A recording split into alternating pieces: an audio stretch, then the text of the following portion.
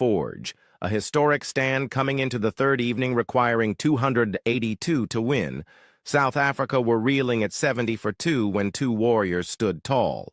Aiden Markram, with composure carved from stone, and Captain Temba Bavuma, battling a painful hamstring injury, constructed an unbroken partnership of 143 runs that shifted the narrative decisively in South Africa's favor.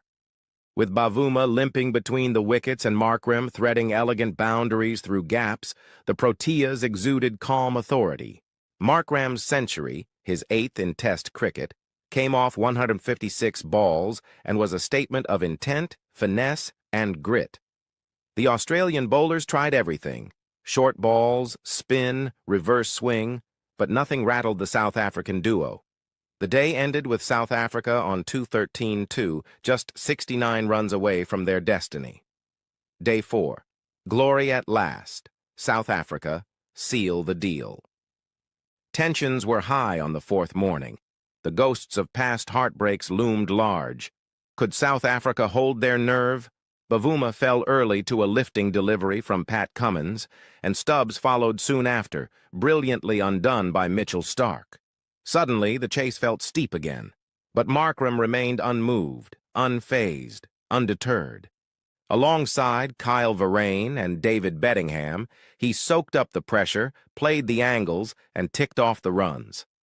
When Markram finally departed for a glorious 136, 207 balls, 14 fours, with only 6 needed, he had already immortalized himself. The winning moment came via Verreynne, who drove a full toss from Starc through the covers. The crowd erupted, teammates rushed the field. And after 27 years of near misses, South Africa had a global ICC trophy that truly mattered. Match summary: Australia 212 and 207, South Africa 138 and 282 BR5. Markram 136, Bavuma 66, Starc 3-66. South Africa won by 5 wickets, moments that defined the final Markram's redemption arc. From a duck in the first innings to a match-winning 136, this was Markram's career-defining performance. Bavuma's grit under duress. Injured but unbowed, the skipper's 66 in the second innings provided stability and leadership when it mattered most. Rabada's fiery spell.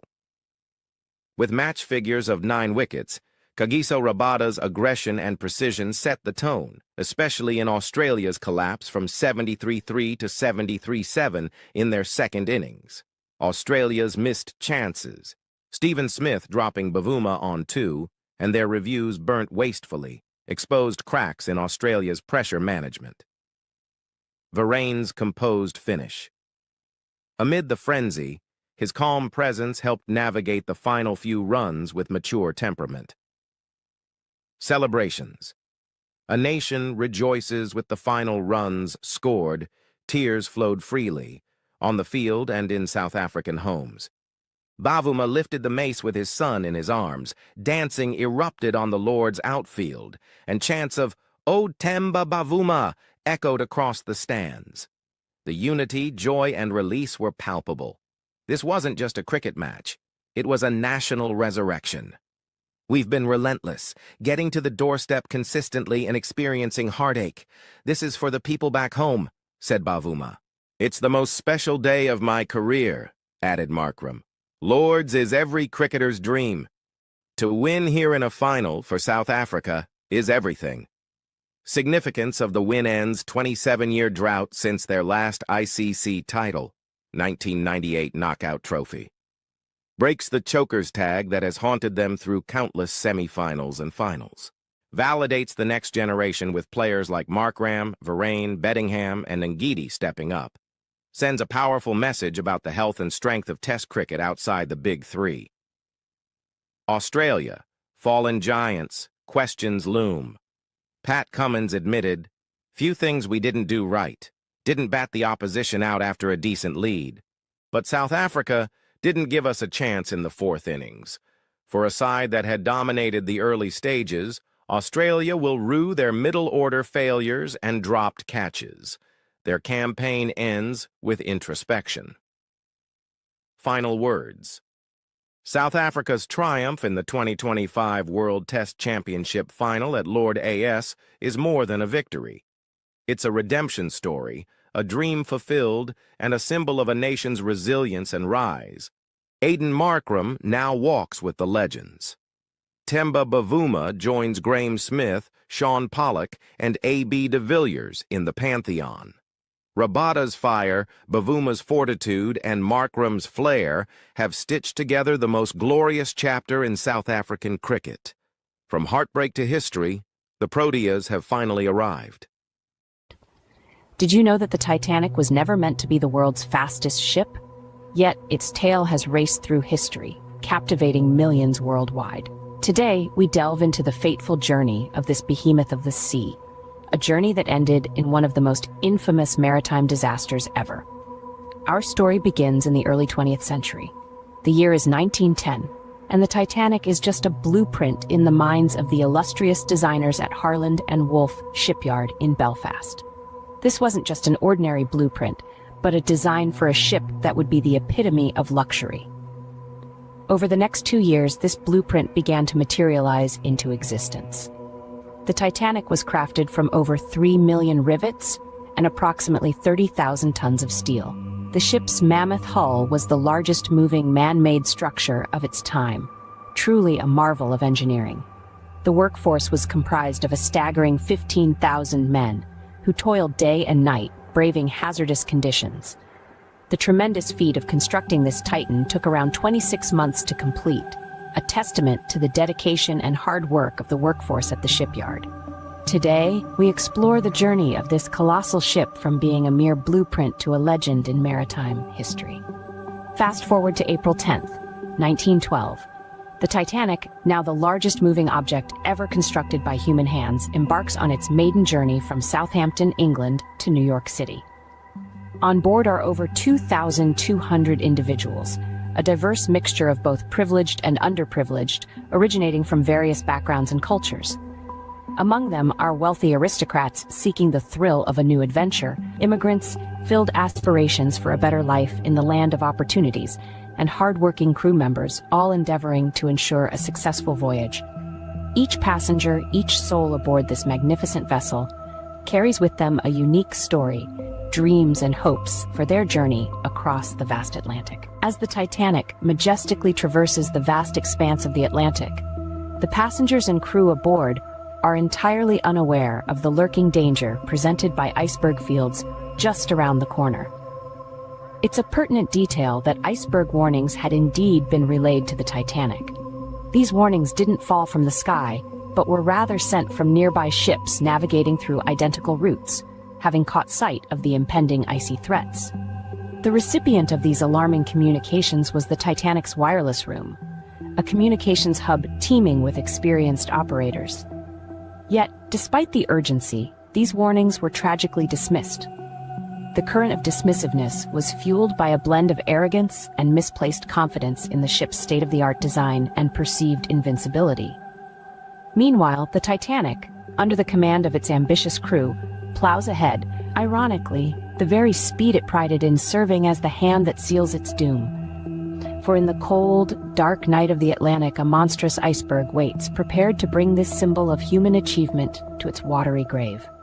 On the fateful night of April 14, 1912, precisely at 11:40 p.m., the reputed unsinkable ship, the Titanic, confronts an immovable behemoth.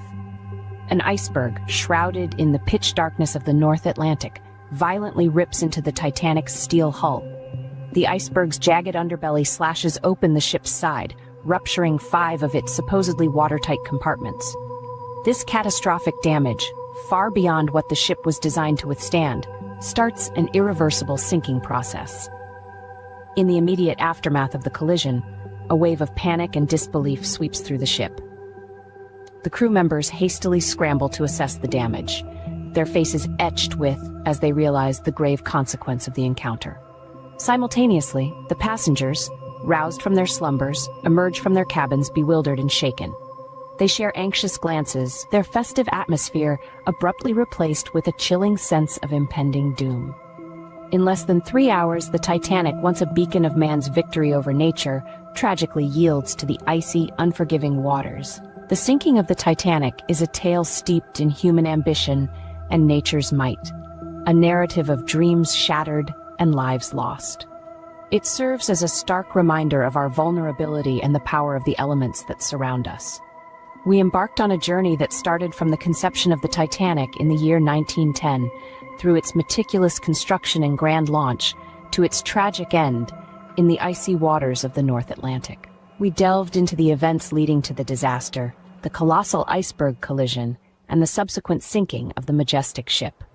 But the Titanic's story goes beyond a simple tale of human hubris and the indomitable power of nature. It's a stark reminder of the lessons we've learned, torn from the pages of maritime history. The Titanic disaster was a turning point, a catalyst for change in maritime safety regulations. Its sinking immediately provoked a sea change in global attitudes towards maritime safety.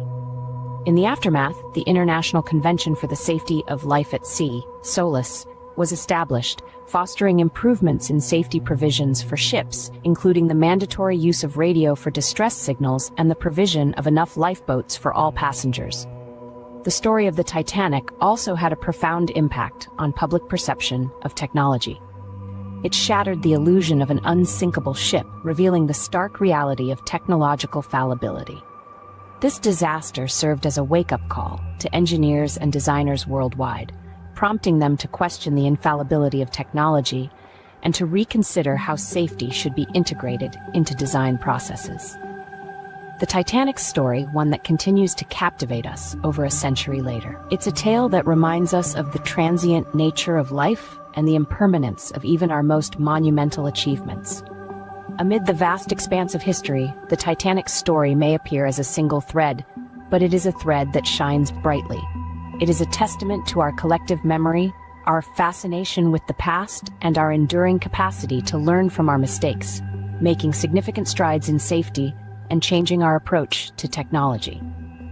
As we ponder over the lessons from the depths, we can't help but ask ourselves, what if the Titanic had avoided the iceberg? What if the warnings of icebergs ahead hadn't been ignored?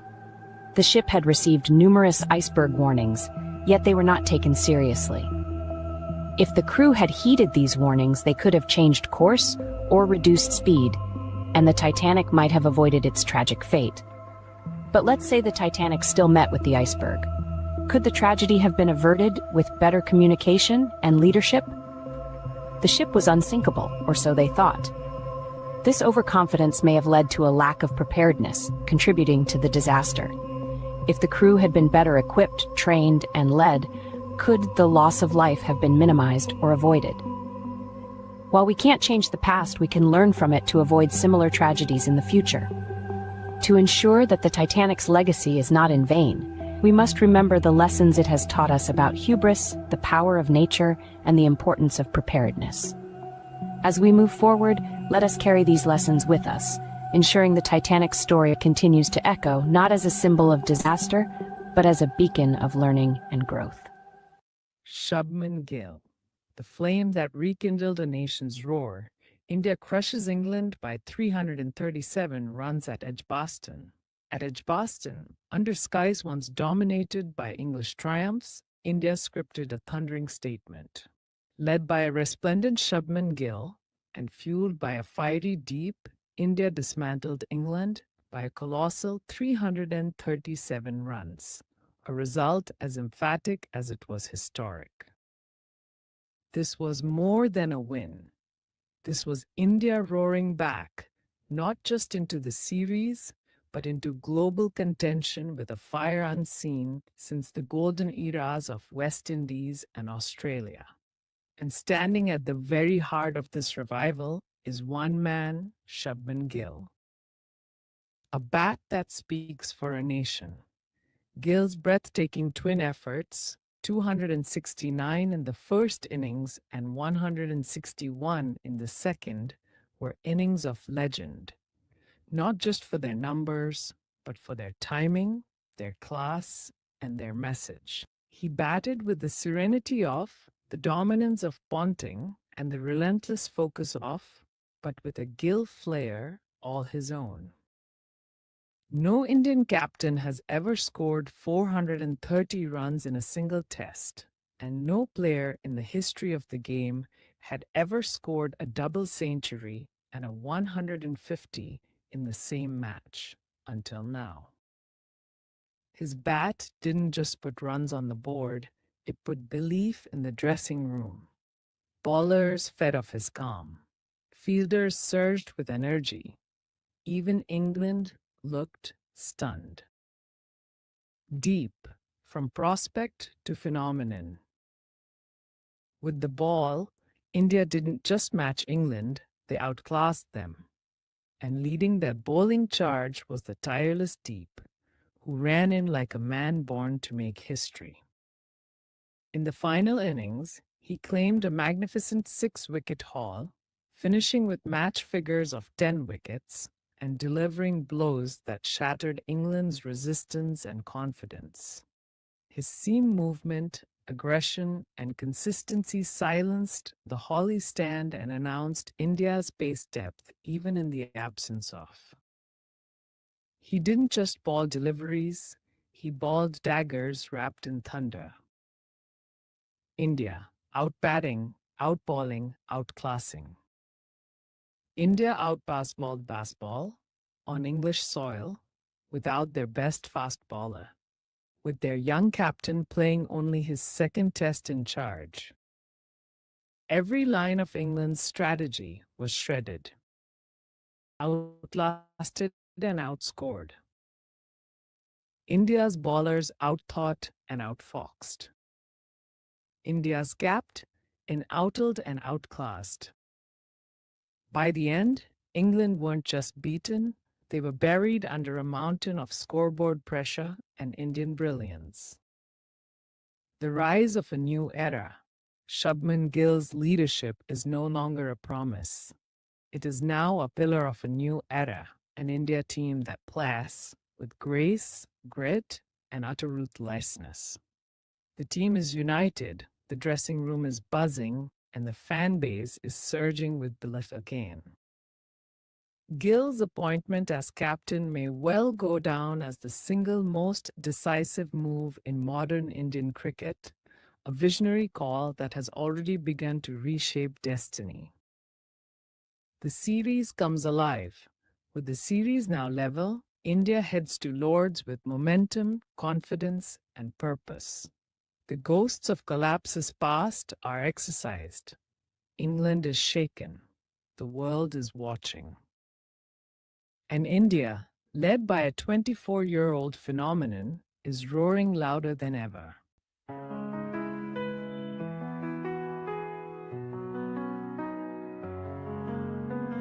And every heartbeat feel the roar. With bat and ball, we're legends born. Colors bright, the picture light. For India, we'll always fight. From Delhi to the coastlines wide, the cheers are loud like ocean's tide. Every swing of hope we chase, victory shines on every face. Shall our India rising high, underneath the painted sky. With every chant the spirit soars, creating hearts forevermore. Spinning dreams like stars at night, swinging beams pure dynamite. Feel the blazing glories flame, every play another name. Unity in every crowd, voices strong and spirits proud. Together we ignite the spark, guided by that inner eye. India rising high, underneath the painted sky. With every chant the spirits soar, creating hearts forevermore.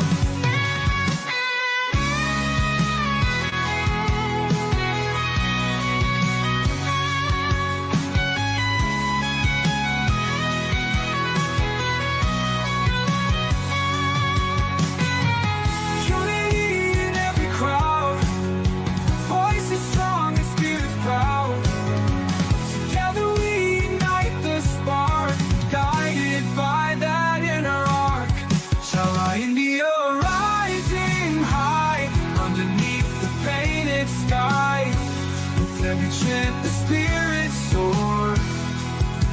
in hearts forevermore.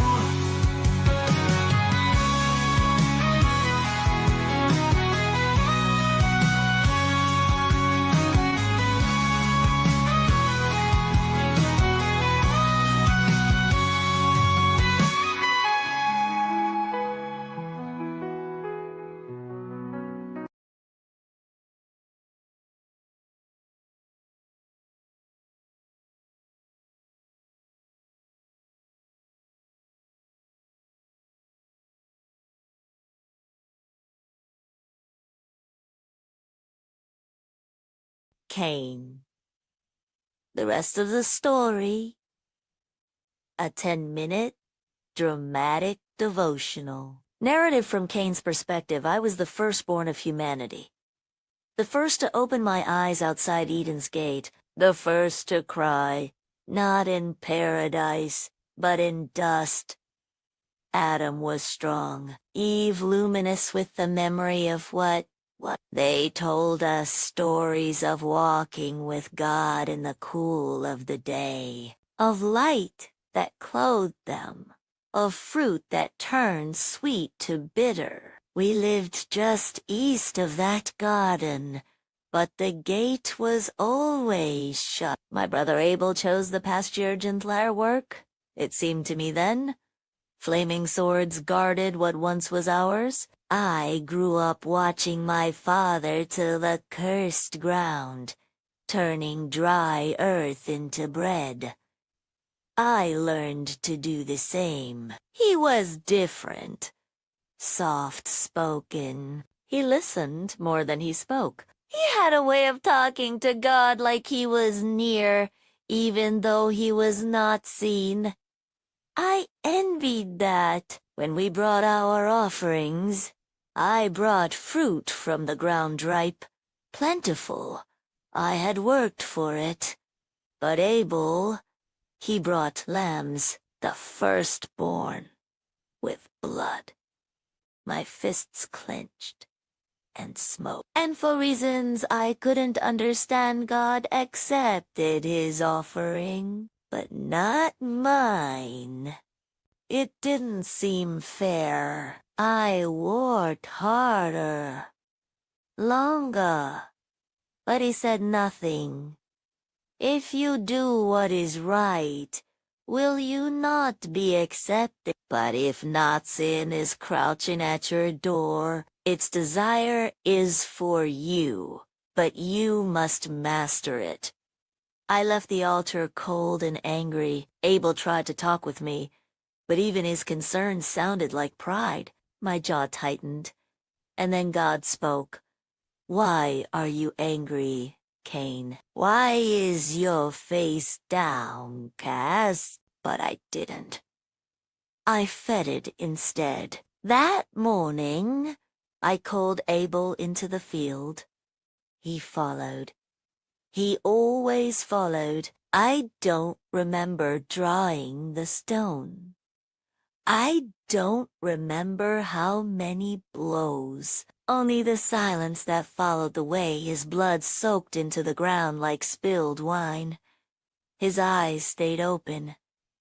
Still. Then, God came, not with wrath, not with fire, with a question. Where is your brother? I lied. Am I my brother's keeper? A fugitive? The first man, exiled by his own sin. But the ground had already answered. Your brother's blood cries out to me from the earth. Those words have never left me. He did not strike me down. He could have. He should have. But instead, he marked me. A sign that I would live. A protection against revenge. I became a wanderer. Years passed. I built a city, called it Enoch, after my son, brick by brick. I tried to forget. but you cannot outbuild blood. Every echo of a hammer reminded me of what was lost. Not just Abel, but me. From Adam, from Seth.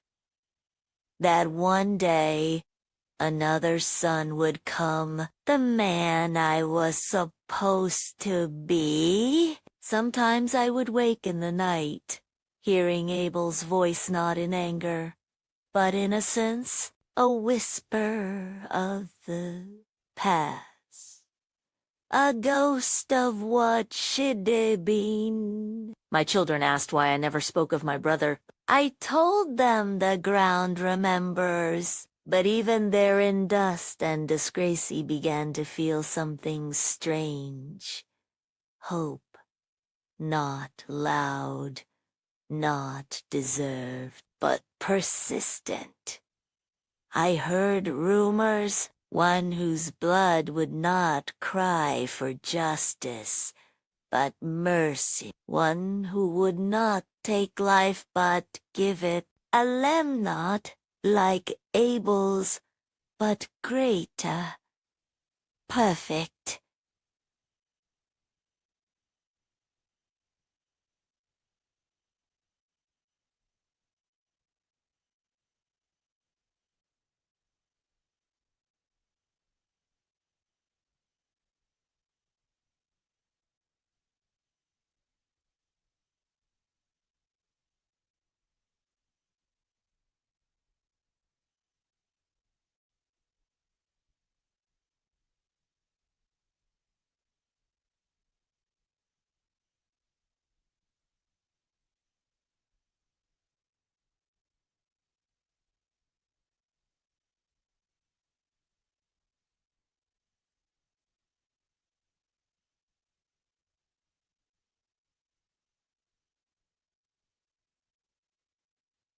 Will his blood reach even me? If you remember me only for the field, remember this too.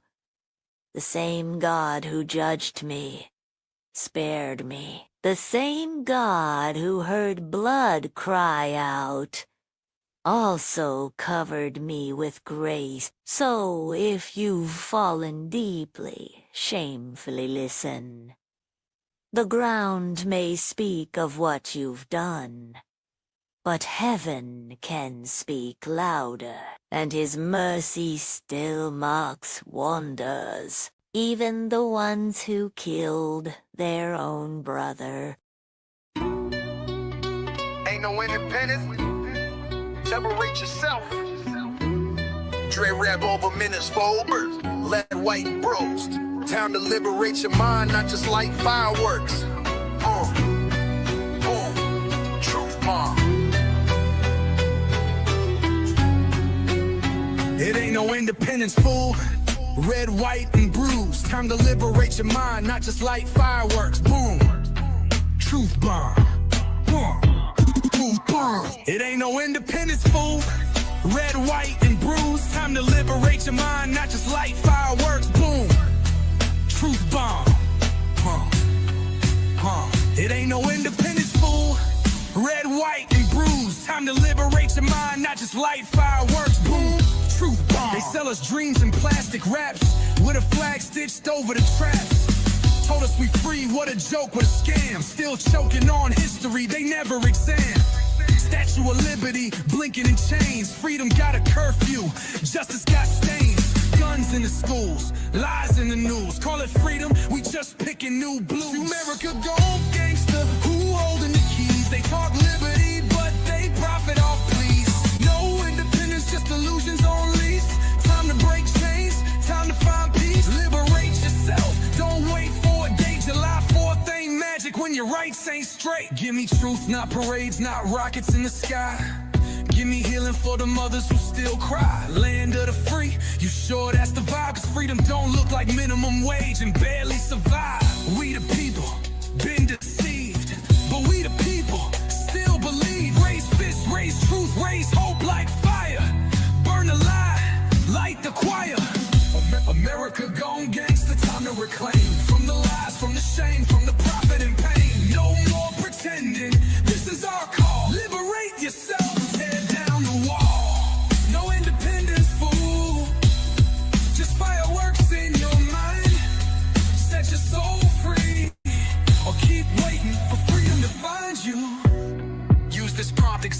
produce a bold hybrid track that feels like a sonic revolution.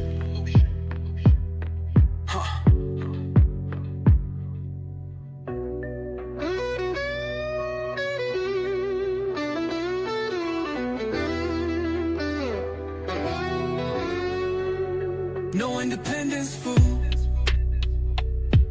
Just fireworks in your mind. Set your soul free. Or keep waiting for freedom to find you. Use this prompt exactly to produce a bold hybrid track that feels like a sonic revolution.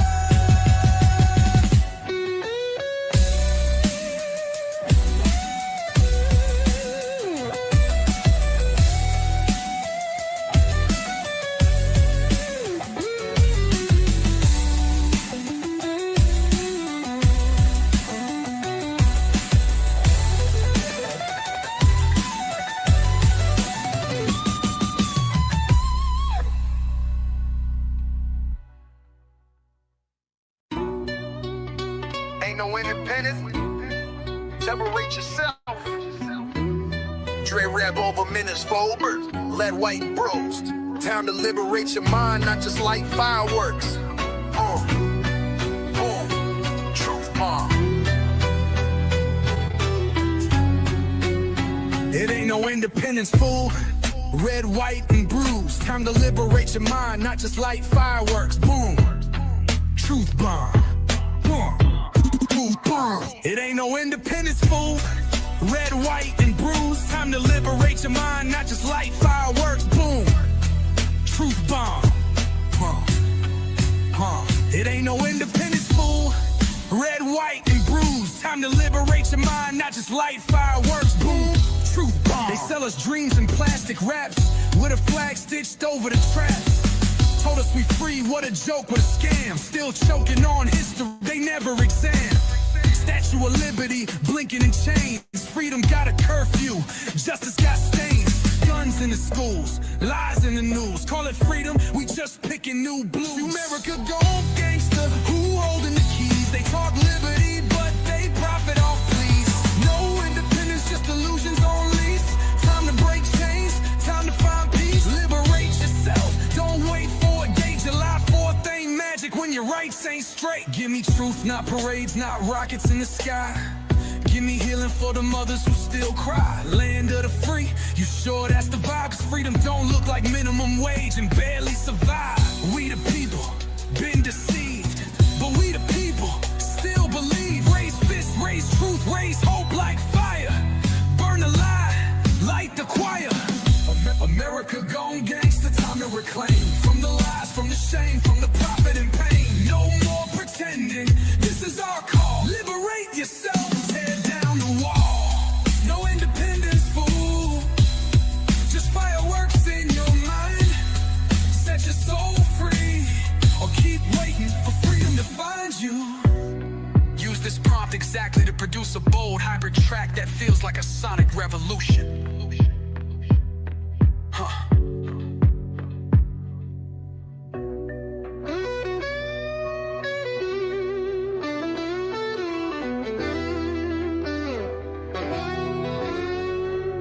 No independence, fool. Just fireworks in your mind. Set your soul free, or keep waiting for freedom to find you. Use this prompt exactly to produce a bold hybrid track that feels like a sonic revolution.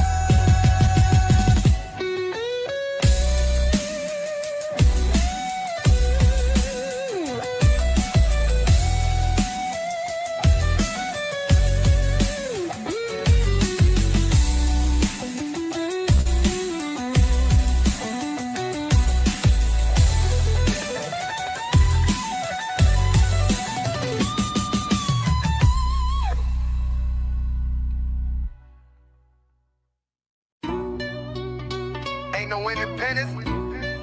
Separate yourself. Dre rap over minutes forward. Let white bros. Time to liberate your mind, not just light fireworks. Truth bomb.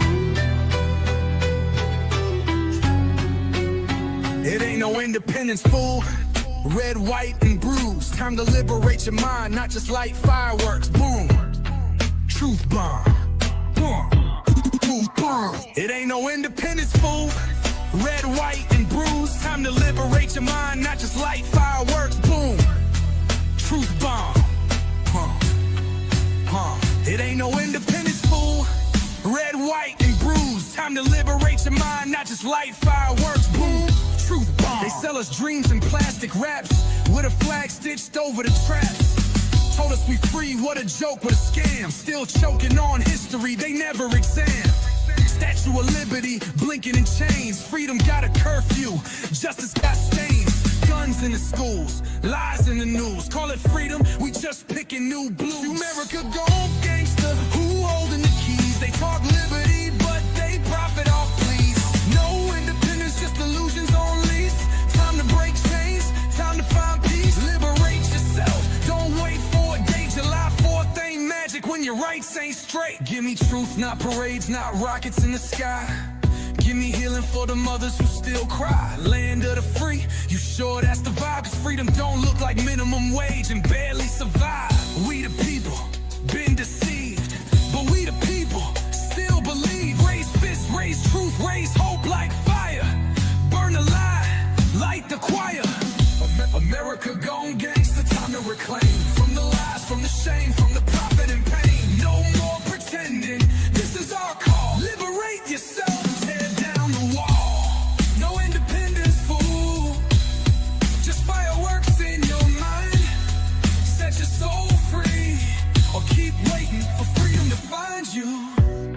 Use this prompt exactly to produce a bold hybrid track that feels like a sonic revolution.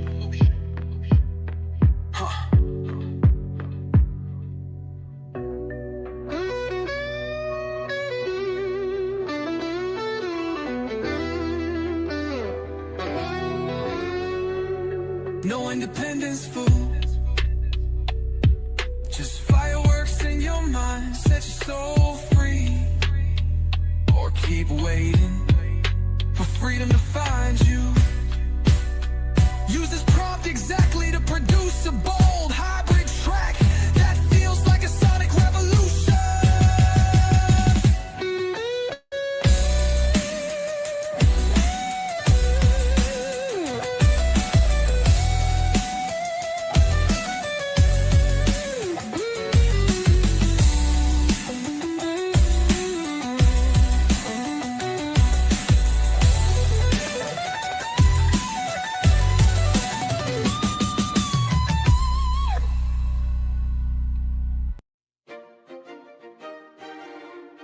Welcome to our travel guide series, where we explore the top travel destinations around the globe.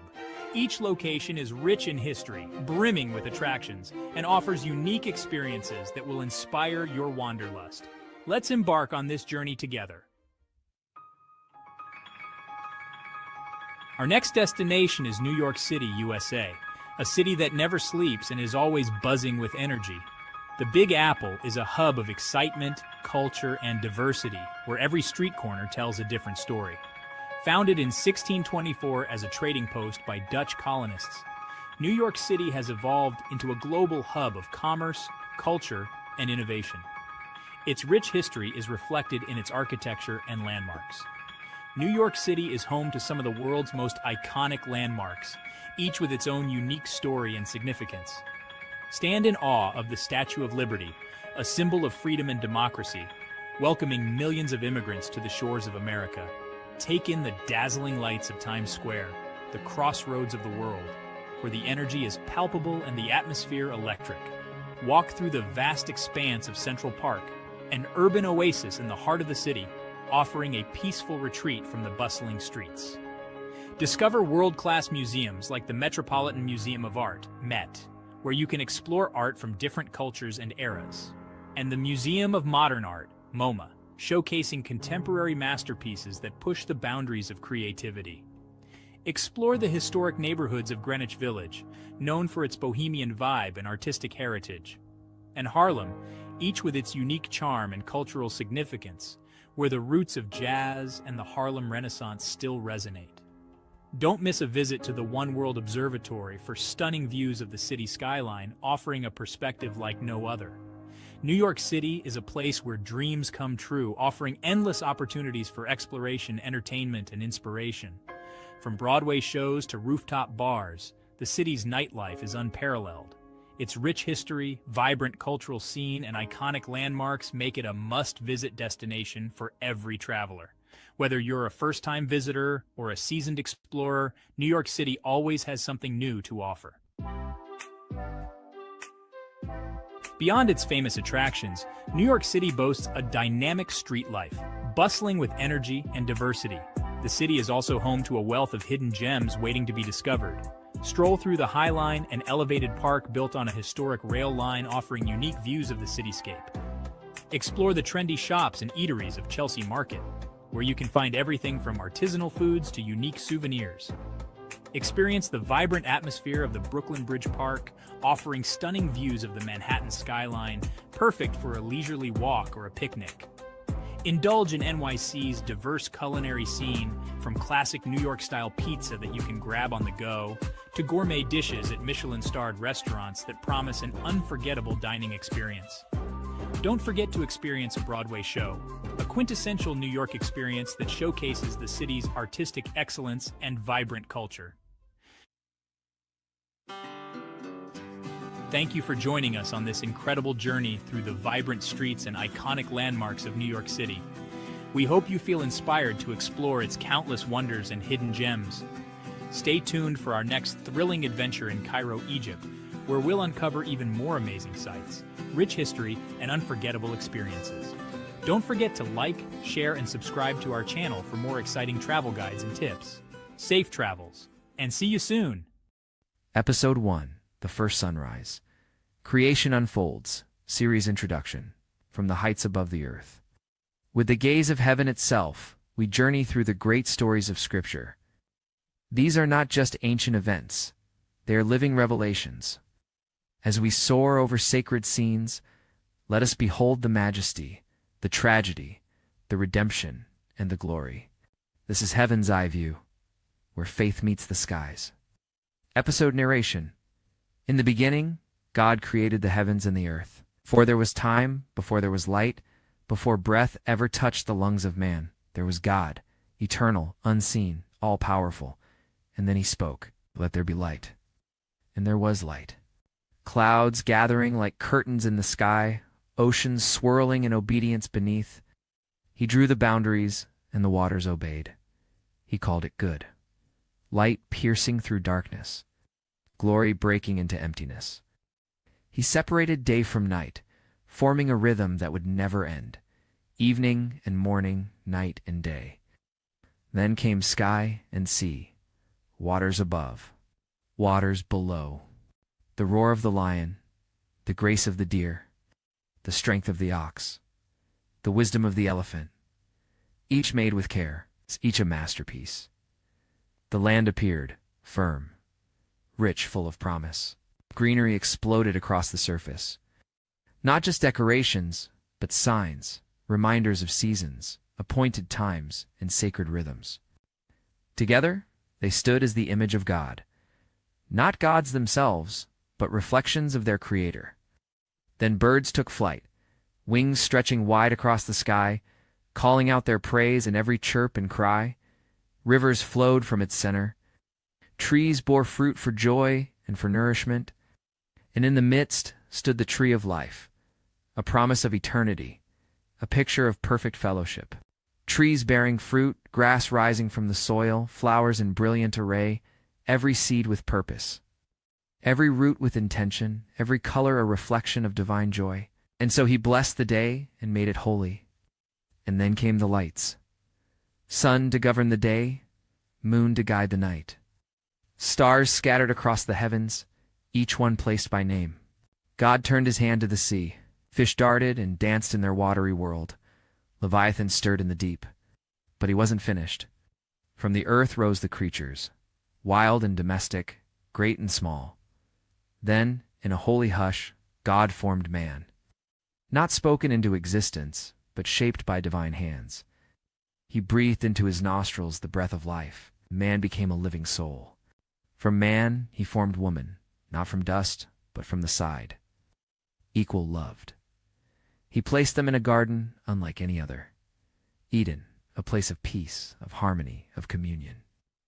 And God saw all that he had made, and behold, it was very good. On the seventh day he rested, not from fatigue, but from fullness. His work was complete, his design perfect. This is our beginning. Not an accident, not a myth, but a declaration.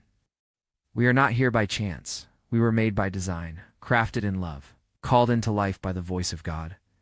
So when the sun rises, let us remember, the light that shines was spoken by our Maker.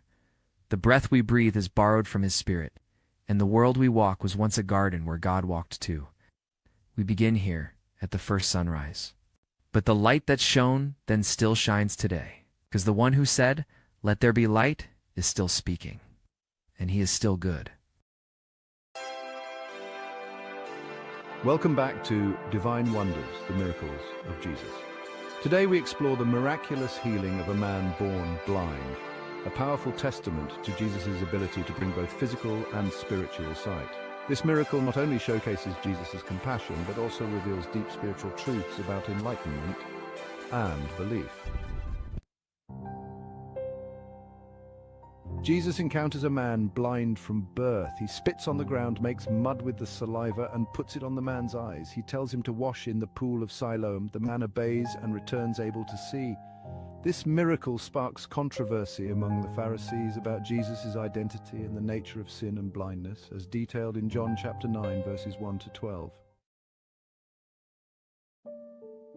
To fully understand the significance of this miracle, let's explore the historical and cultural context.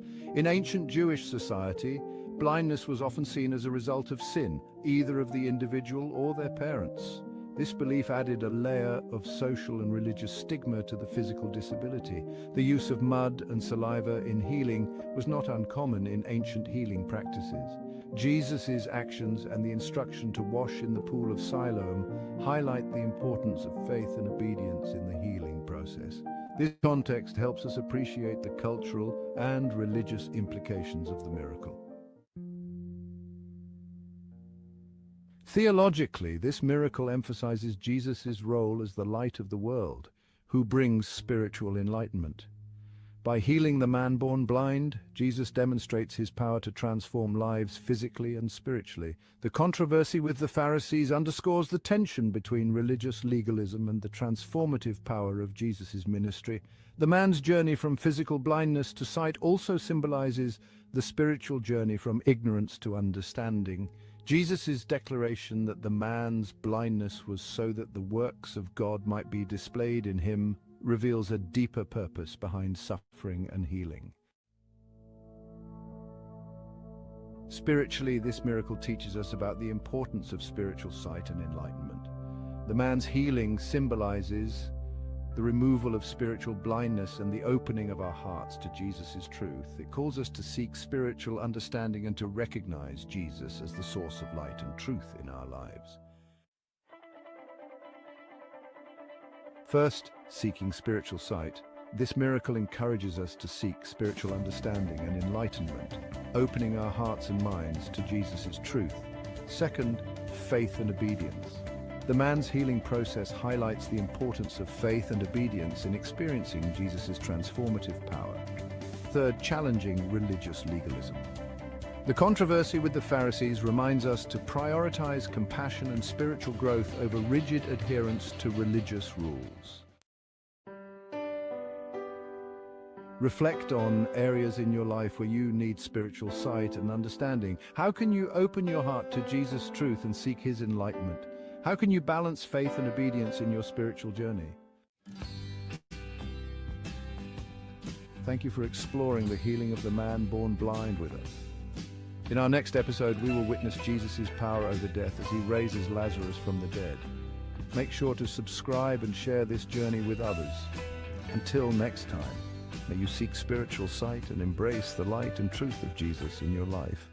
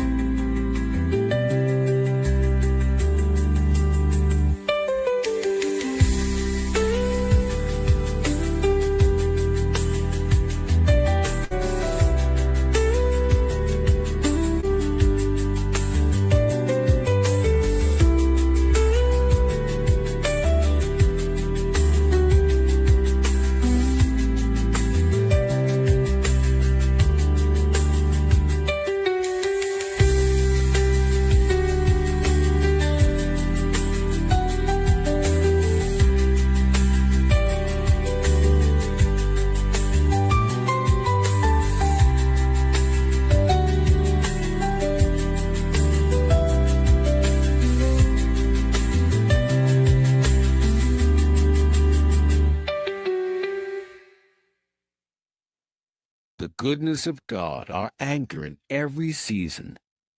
Introduction. One of the most well-known phrases in the Christian world is this: God is good all the time. And all the time, God is good. It's said in joy, whispered in pain, and often printed on coffee mugs and T-shirts. But what does it really mean when we say that God is good? Is it just a church cliche, or is it the foundation upon which we build our faith? Let's be honest, there are times when life doesn't feel good. Prayers go unanswered, pain lingers, and trials seem unending. In those moments, our understanding of God's goodness can be shaken. But it's in those very moments that we must return to the truth. God's goodness is not a feeling, it's a fact. It is who He is, regardless of how we feel or what we face. 1. The goodness of God is His nature. Let's start with the foundation. God doesn't merely do good things. He is good. It is His essence, His identity. Just as fire is hot and water is wet, God is good. Everything He does flows from that core. In Exodus 33, Moses asks God, "Please show me your glory." And what does God say in response? He says, "I will make all my goodness pass before you." Exodus 33:19. Think about that. The glory of God is revealed in His goodness. I remember once going through a season where I felt spiritually dry. I wasn't hearing from God the way I used to. Prayer felt like an echo chamber. But then I read Psalm 27:13. I would have lost heart unless I believed I would see the goodness of the Lord in the land of the living. That verse gave me a new lens to look through. I began to look for His goodness, not in big miracles, but in daily mercies. Our friends call it just the right time, an answered prayer I had long forgotten. God hadn't changed. I just stopped noticing. His goodness isn't something that turns on and off. James 1:17 reminds us that every good gift and every perfect gift is from above, coming down from the Father of lights, with whom there is no variation or shadow due to change. God's goodness doesn't wave with the seasons or shift with our emotions. 2. The goodness of God is seen in His actions. Think back to creation. God didn't create the world with mediocrity. He filled it with vibrant colors, majestic mountains, gentle rivers, and the complexities of the human body and mind. At the end of it all, He declared it very good. Genesis 1:31. And then came humanity's fall. Yet even then, God's goodness didn't falter. He didn't wipe us out and start over. Instead, He began the most loving rescue plan ever written. Romans 5:8 says, "But God shows His love for us in that while we were still sinners, Christ died for us." The cross is the greatest evidence of His goodness. Jesus didn't die because we were good. He died because He is good. A woman in my church once shared her story of walking away from God after her son died unexpectedly. She said she couldn't reconcile how a good God could allow such pain, but years later she found herself in a grief support group, helping others through similar losses. "It took me a while," she said, "but I finally saw it. God never left me. He was good to me even in my tears. He just wasn't showing it the way I expected." Friends, that's the key. God's goodness doesn't always look like comfort. Sometimes it looks like correction. Sometimes it looks like a closed door that leads to the right one. He sees what we can't. Isaiah 55:9 reminds us that His ways are higher than ours. What feels like a setback may actually be a setup for a blessing.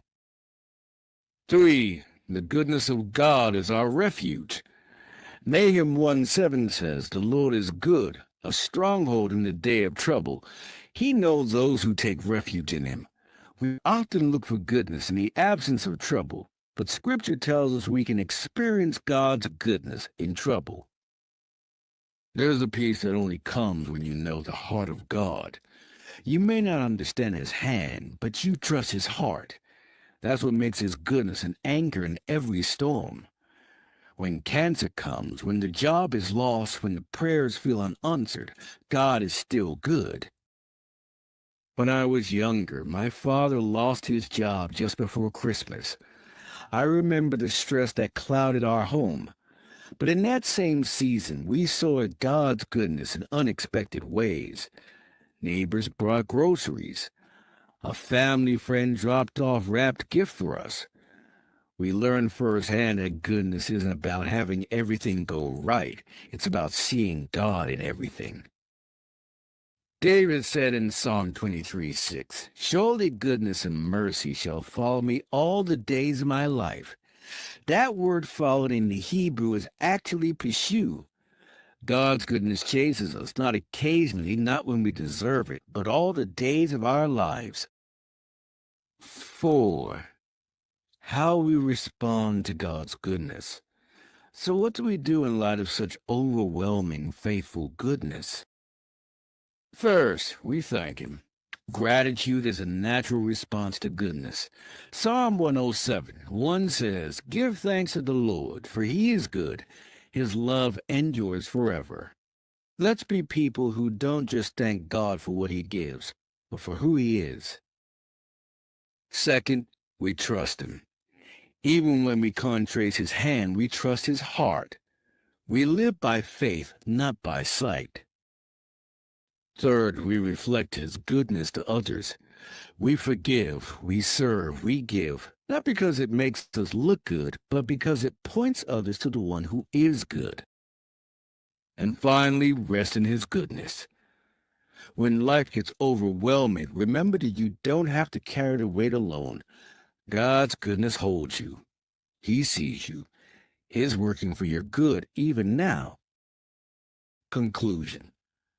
God's goodness is not a fleeting feeling or a seasonal blessing. It's the rock-solid truth that sustains us through every chapter of life. When we're on the mountain, his goodness is evident. When we're in the valley, his goodness carries us.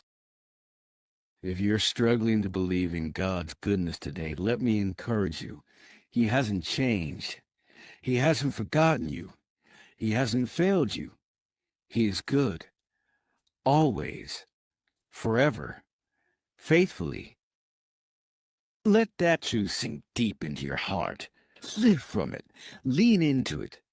And never stop proclaiming it. God is good and his mercy endures forever.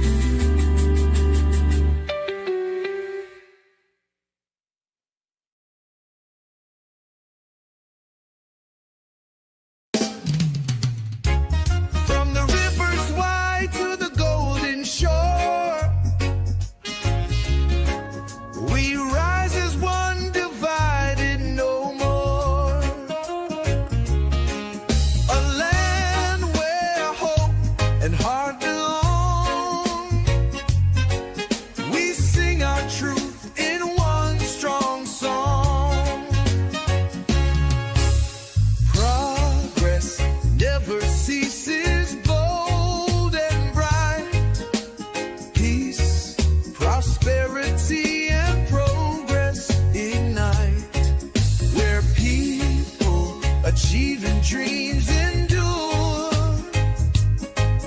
This place we love, forever pure.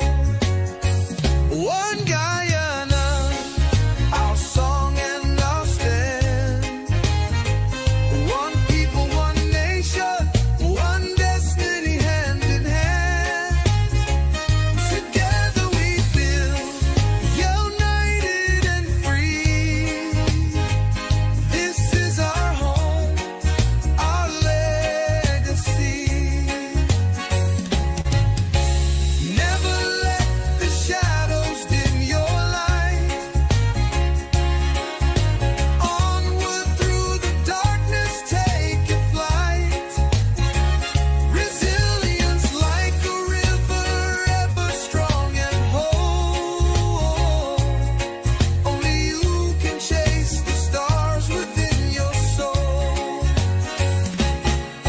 From Linden to Lethem, our voices blend. In peace we walk, on grace depend. A place of national unity we claim, with justice, truth, and honor as our flame. A fantastic country, bold and grand, with healing and wisdom in every hand. We honor the past, Jagan Burnham's call to build a future that uplifts all. Oh, live independently, bold and proud, with freedom echoing long and loud. We turn from hate, embrace the right, and walk in love with eyes on light. No more corruption, no more fear, a brighter tomorrow drawing near. From party to party, hand to hand, together we rise to bless this land. Yeah. One Guyana, our song and our stand. One people, one nation, one destiny, hand in hand. Together we build, united and free. This is our hope, our victory.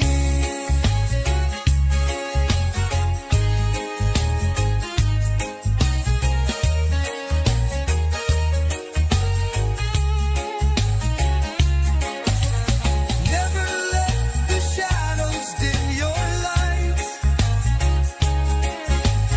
Onward through the darkness, take your flight.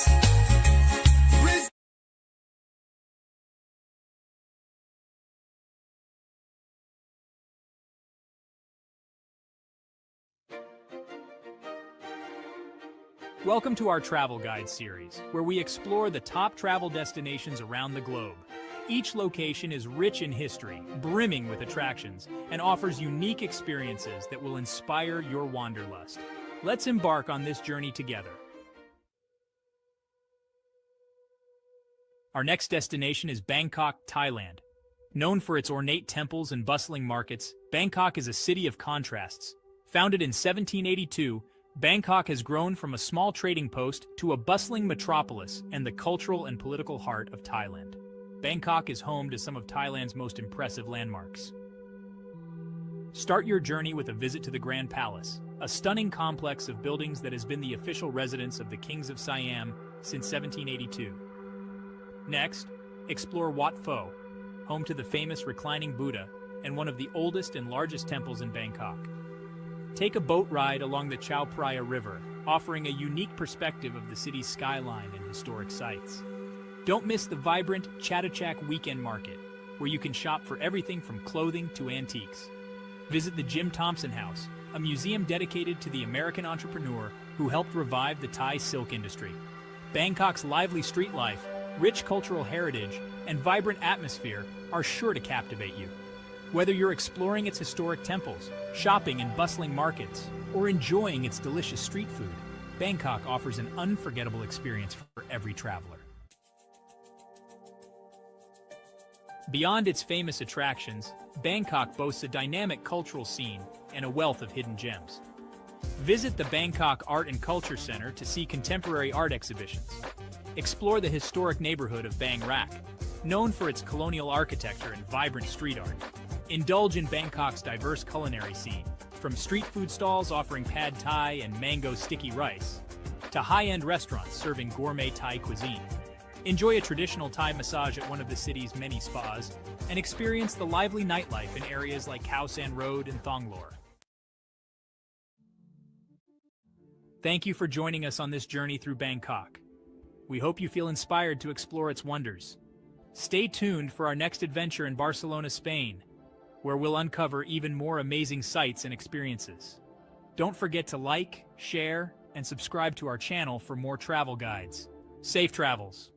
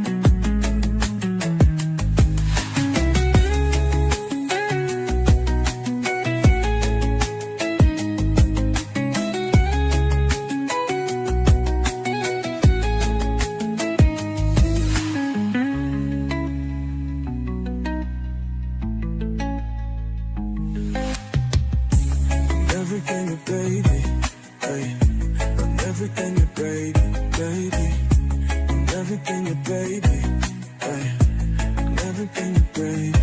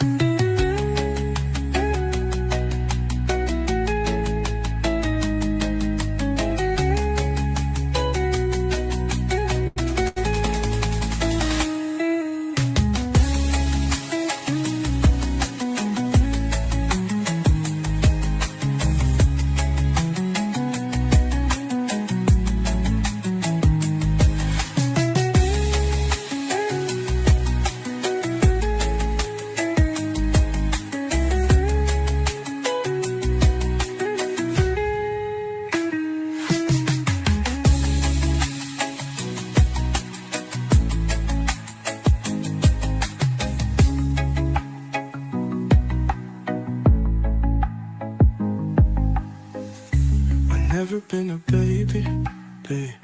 I never been a baby. I never been a baby, babe. I never been a baby.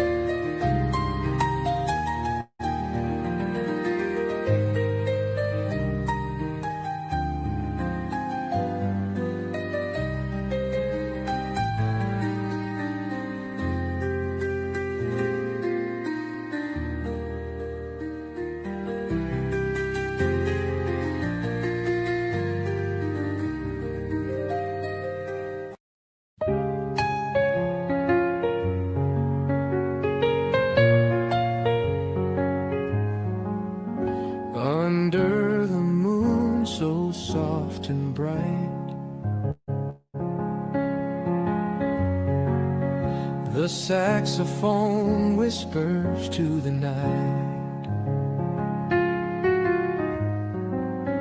A piano hums its gentle tune, wrapped in the arms of a silver moon.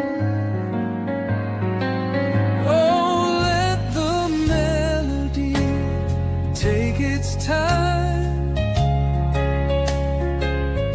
like rivers flow and stars align. Each note a kiss, each chord a sigh. We dance till dawn beneath the sky.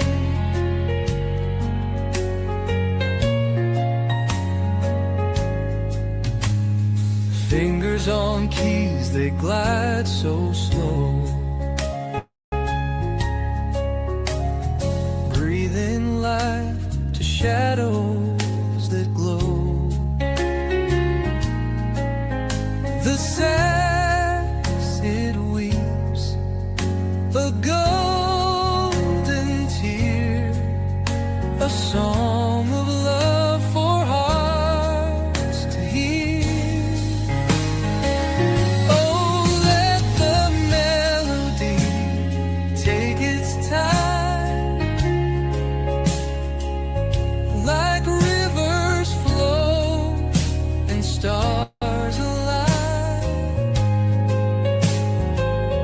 Each note a kiss, each chord a sigh. We dance till dawn beneath the sky. The air is thick with sweet refrain, a tender ache, a soothing pain. The music sways, the world stands still.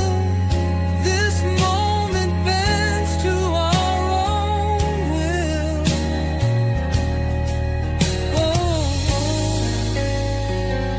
Oh, let the melody take its time, like rivers flow and stars align. Each note a kiss, each chord a sigh. We dance till dawn beneath the sky.